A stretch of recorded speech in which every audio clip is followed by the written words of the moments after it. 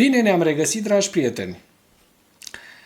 O să vă dau astăzi niște știri, dintre care una nu s-ar fi așteptat nimeni să se întâmple tocmai într-o țară scandinavă, Norvegia, care, iată, se află sub un asediu al propagandei rusești.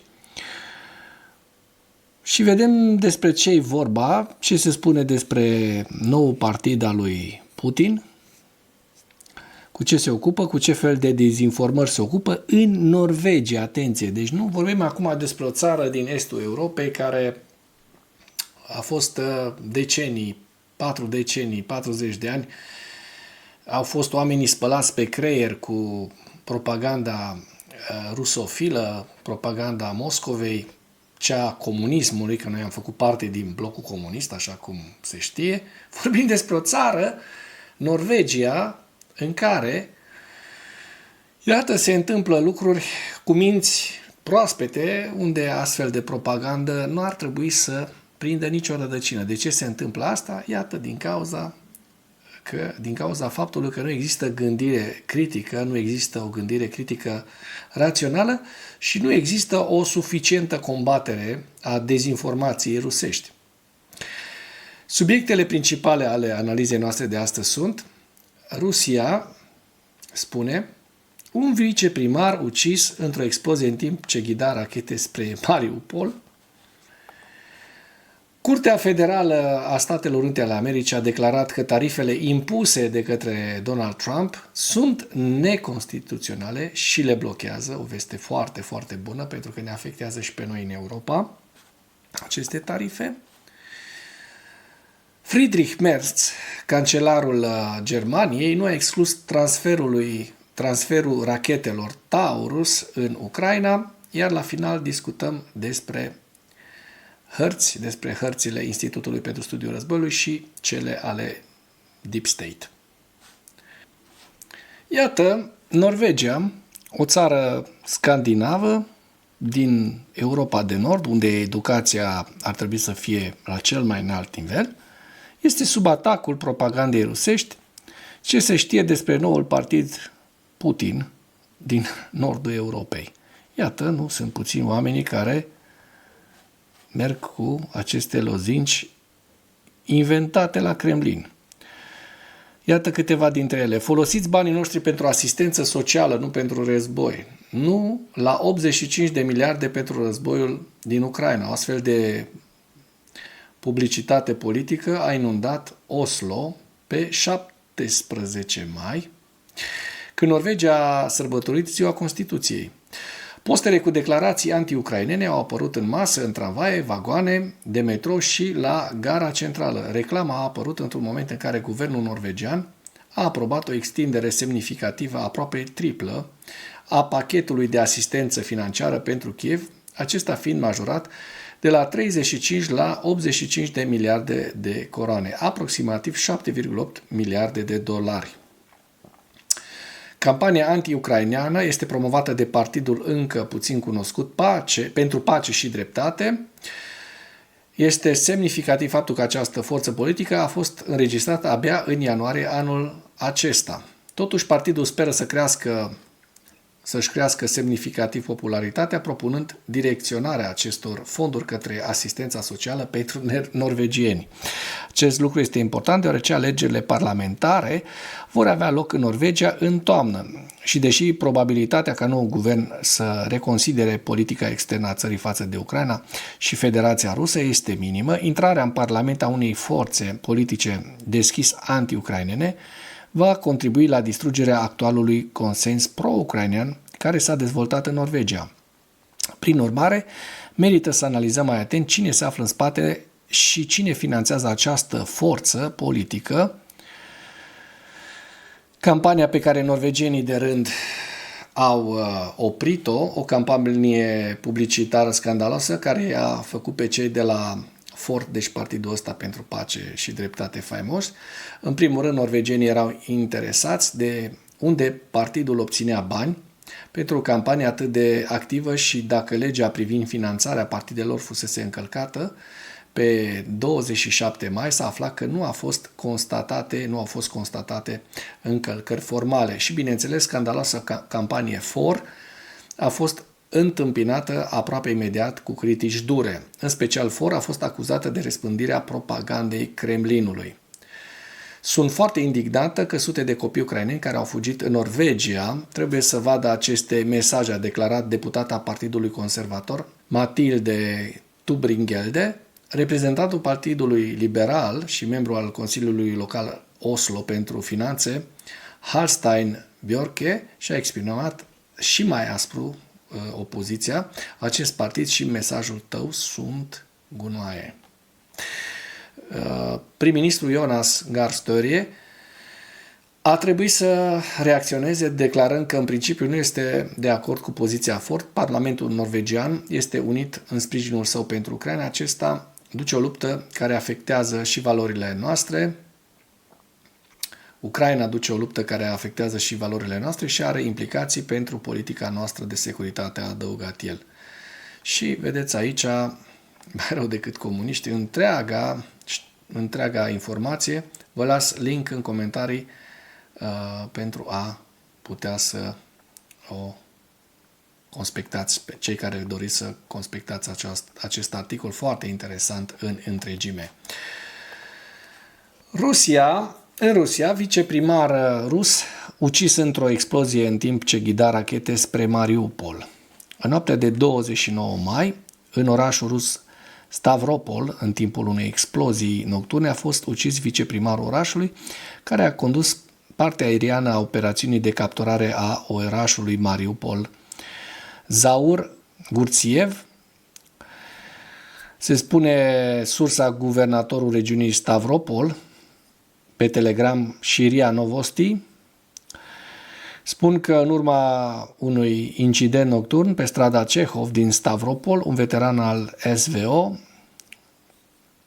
războiului din Ucraina, participant la programul Timpul Eroilor, Zaur Alexandrovici Gurțiev a decedat. Potrivit acestuia, agențiile de aplicare a legii și serviciile speciale lucrează la locul incidentului.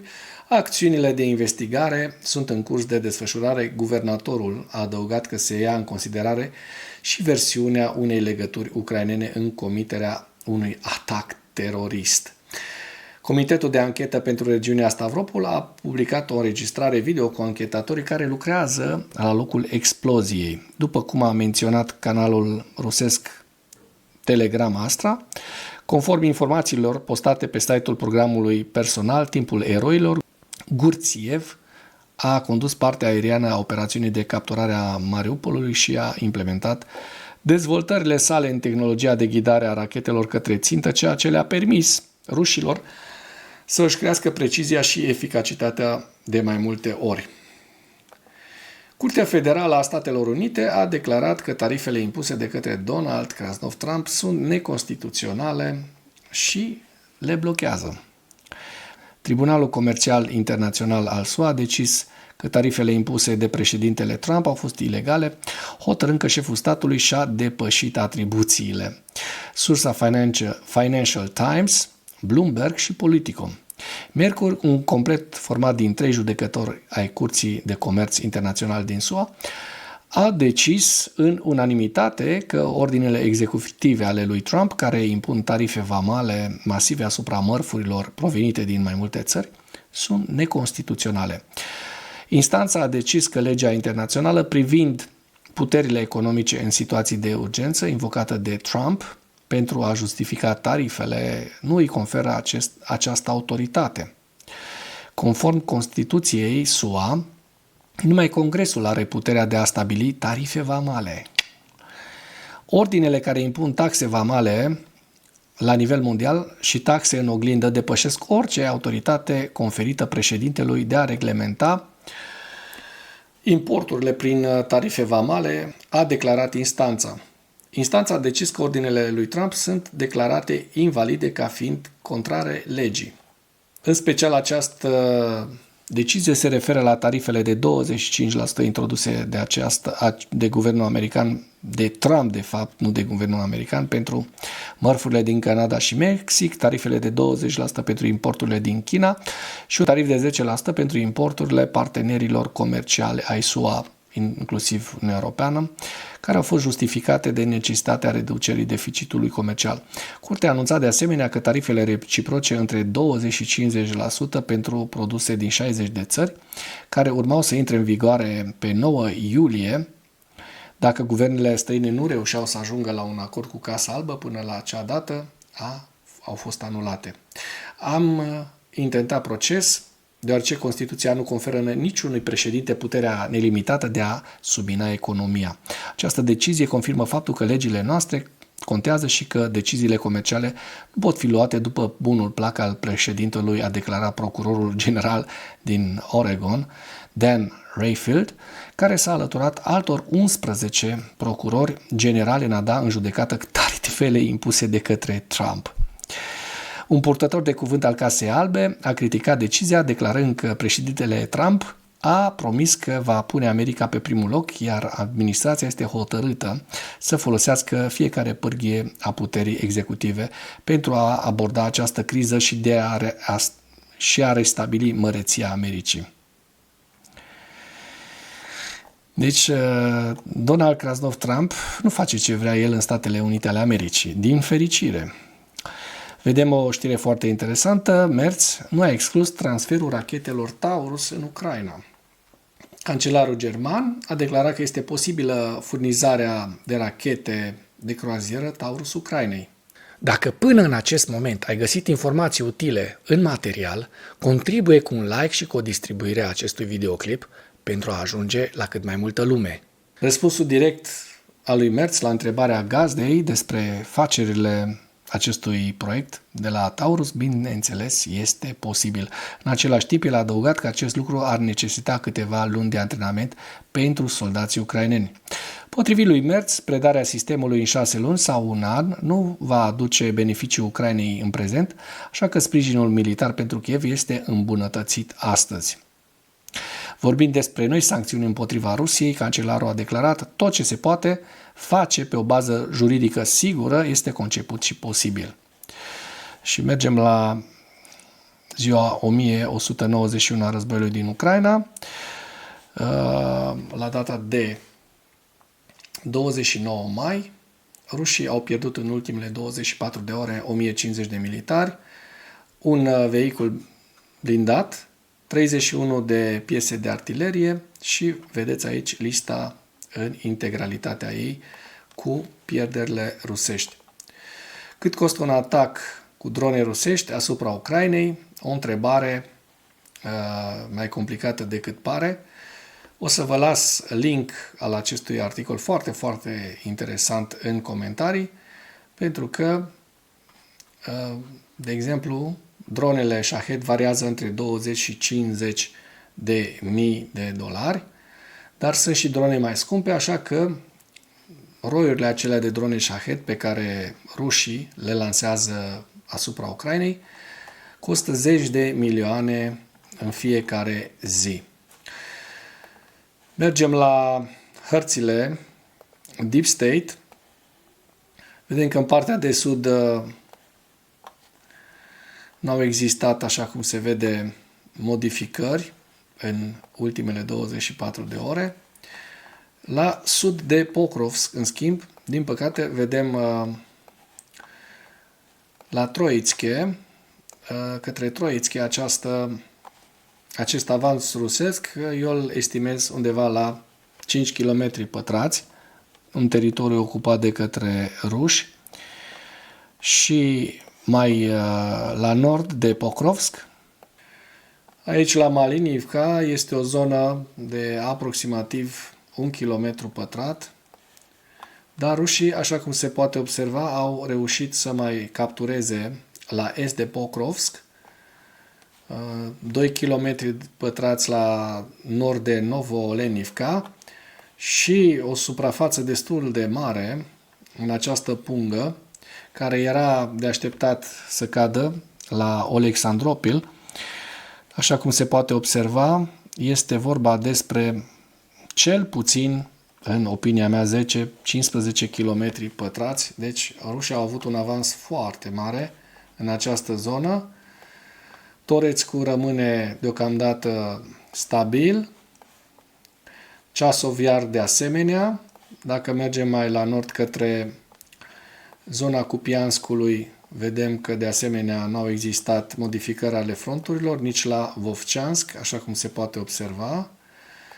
Dar sunt foarte curios să vedem dacă în zona Sumi au mai existat avansuri rusești și așa cum se poate observa din această imagine, iată, s-a mărit puțin zona gri, da? Se vede în imagine 25, 26, 27. S-a mărit această zonă gri din care eu cred că s-au retras soldații ucraineni, așa că probabil rușii vizează această zonă. Rămâne însă în zona Kurskului aceste două bucăți de teritoriu pe care ucrainenii le dețin în acest moment, da? Tot așa în jur de 15 km pătrați. Trecem la evaluarea campaniei ofensive rusești la data de 28 mai în viziunea Institutului pentru Studiul Războiului, cu principalele știri.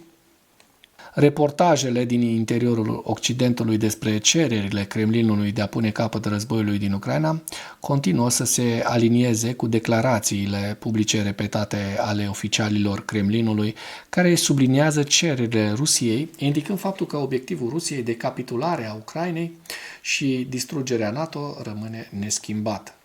Se pare că Putin își menține cererea ca Ucraina să cedeze toate cele 4 regiuni pe care Rusia le-a anexat ilegal, dar nu le-a ocupat complet, chiar dacă oficialii Kremlinului au semnalat că Rusia are ambiții teritoriale dincolo de aceste 4 regiuni.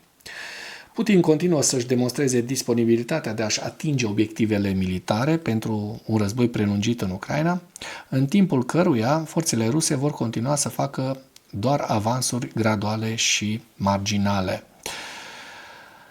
Kremlinul continuă să promoveze poveștile false de lungă durată, conform cărora amenințarea extinderii NATO a forțat Rusia să invadeze Ucraina în 2022 și că NATO continuă să amenințe securitatea Rusiei. Kremlinul continuă să promoveze arhitectura de securitate eurasiatică preconizată de președintele Putin, un bloc condus de Rusia menit să contracareze Occidentul și NATO. Rusia și Belarus au redus amploarea exercițiilor militare comune ruso-belarus Zapad 2025 din septembrie 2025 și au mutat manevra principală departe de granițele de vest ale Belarusului, probabil pentru a promova o aparență de cooperare și a distrage atenția de la capacitatea militară limitată a Rusiei în afara teatrului de operațiuni din Ucraina. Putin continuă să promoveze o ideologie rusească neoficială formulată pe naționalismul rusesc și să încerce să unifice societatea rusă în sprijinirea războiului Rusiei împotriva Ucrainei.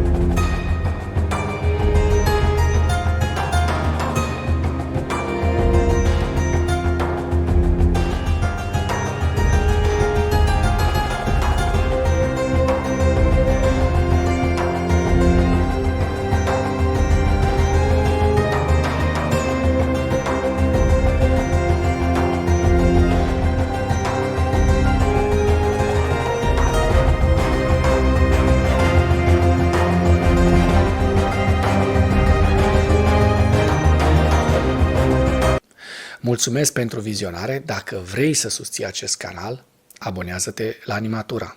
Apreciez mult asta.